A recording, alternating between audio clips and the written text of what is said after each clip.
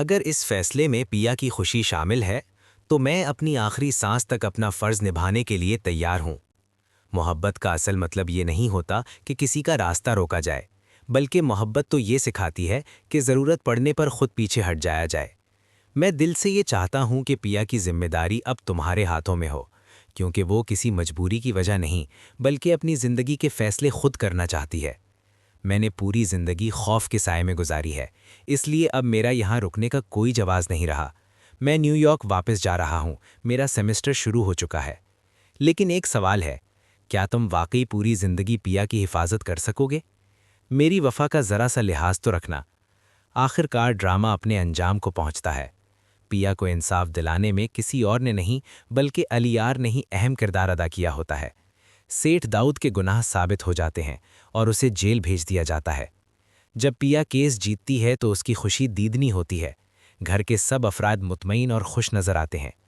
अलियार ने सबसे बड़ी कुर्बानी ये दी होती है कि उसने अपने ही बाप को कानून के हवाले किया।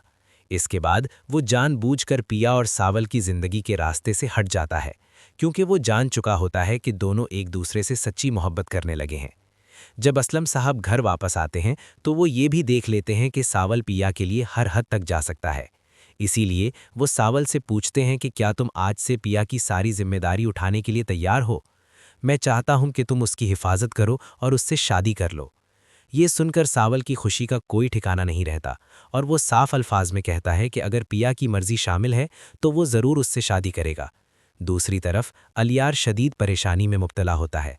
उसका बाप जेल जा चुका होता है। जब उसकी माँ उससे पूछती है कि अब तुम क्या करोगे, तो वो कहता है कि अब उसके लिए यहाँ कुछ भी बाकी नहीं रहा। वो न्यूयॉर्क वापस जाना चाहता है। माँ उसे समझाने की कोशिश करती है कि तुम्हें पिया से मिलना चाहिए, उसे सब कुछ बताना चाहिए। लेकिन अलियार बस यही कहता है कि मोहब्बत किसी का रास्ता रोकने का नाम नहीं, बल्कि खामोशी से रास्ता छोड़ देने का नाम है।